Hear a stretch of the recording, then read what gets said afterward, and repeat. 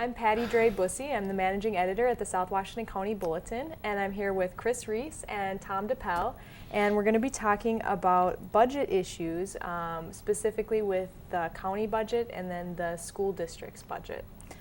So to start off, the school district had $5 million left over after the construction of East Ridge High School.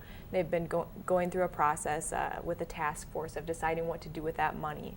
And I'm curious, basically I think where the task force is now at this taping is that they they were going to spend $3 million, let the board spend $1 million, and then save $1 million. So ultimately save $1 million. So certainly that could have changed by the time that I post this online. But overall, what do you think of that idea to spend most of the money on projects? I think it's a poor decision. I think that the government, whatever body it is, whether it's a school district, local city, or county, and so forth, they should adjust their budgets like the normal average household. And we can see that in the average household, people have had to cut back dramatically, especially people who have lost their entire income. They've had to go on unemployment. So considering that, my view would be take the $5 million. I know they said it would only be average $6 savings per residential property for the life of the tax period, or an annual lump sum of, I believe, just over $100 is what somebody would save in 1 year. That's great. And I think they should find other places to cut too and save money and pay down debt and take the burden off of the taxpayer, because right now we're suffering under the heavy hand of it, and the last thing I think they need is a new mat in a gym or a new basketball hoop or something along those lines when people are struggling to pay their bills. The perception is just not there that this is a very hard economic time and we need to take drastic measures. We can't just go on the way that we have been. What do you think, Chris? You know, this is an area where I'm torn a little bit. One, there are schools in the district that do have actual capital improvement projects that need to be done. And this money was raised for a capital project, which was the high school that we got, and now it's left over.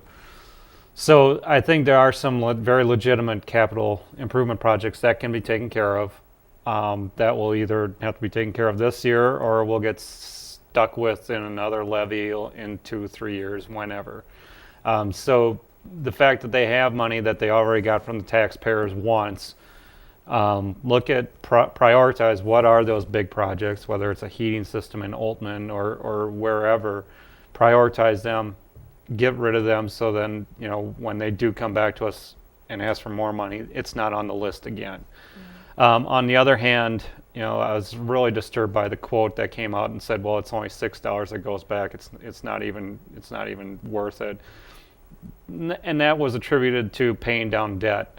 So I'm a little disgusted that we have a school board who's sitting there basically with this big credit card and the opportunity to pay down $5 million to their debt and saying, well, let's look at what we can get instead. And really taking in all bidders. And I think the comment I used is it's almost getting as bad as Congress when you've got teachers, booster clubs, everybody all of a sudden lobbying for money. When you have an opportunity to either make actual improvements that need to be made, or you can spend down debt. In which case, when they come out in 2 or 3, whenever they come back for a levy, they wouldn't be asking for as much of what they will end up. So, you know, I'm torn. I think there are some projects that need to be taken care of, and I think there are other opportunities to get rid of debt. You know, we don't need it out there. There's no point of having it. So you're saying maybe like roof repair, something like that would be acceptable, but the like band uniforms, I mean, where's the line? I find, you know, it's called capital improvement projects. That means structure, whether it's, you know, if it's a new roof, if it's a new heating system, if an air conditioning system's 30 years old and needs to be updated, those are things that are capital improvements. You know, they're upgrades to buildings and pieces of buildings that need to be done. You know, the different boosters are coming out with different things that they're looking for, reimbursement for mats and things like that. I can sympathize. I can completely sympathize. It's hard to be a booster of a sport and go out and raise money for it, and then see something else that gets paid for. But on the other hand, you know, you need to look at what needs to be done and what can be done. And the needs right now are fewer, and one of the big needs is let's spend $5 million if we have to spend it. Let's get rid of debt. I mean, why carry it? Mm-hmm. All right. What about, I guess, switching gears to the county budget? We're hearing that some homeowners are upset because their valuation went down, their home valuation, but their taxes still went up a little bit. I mean, is that a legitimate concern, or is that just to be expected in this economic? Totally legitimate. I think it's just so frustrating to see governments operate in the way that even our local county government is operating, where even the assessment process, that's extremely frustrating too, because you go in and you meet with the tax assessor, you argue with them about the actual value of your home in which you can sell it. You try to show them some properties in the area. They won't take certain ones that have actually sold, and show that the housing values are low. And then you get assessed for more than what the actual market value is. It's basically common sense to see where the market is at, and then you have to pay more. And I just see that as a tactic of the government to get more money from you than what they actually should be. And then, even on top of that, like what you mentioned, your valuation is down, but your taxes go up. That is just totally absurd to me. I really can't even understand the reasoning behind that, and to think that raising taxes on anybody right now is a good idea, just, again, doesn't make any sense.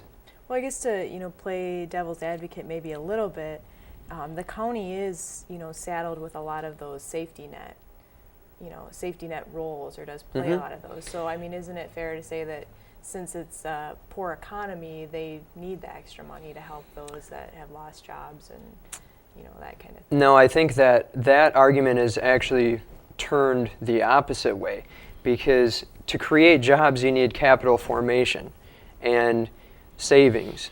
But you can't have capital formation and savings if all that capital is being taxed away and then redistributed in a welfare type way. And so, granted, you can't just pull the rug right out from underneath all of these social programs immediately, but in order to create a new tax base, you need to allow capital to regroup, cut taxes, make it a business-friendly environment so people can reinvest into their businesses and pay their employees. And that, in turn, will take up the unemployment rate. It'll lower that, and then people will be working and they won't have to be on these social programs.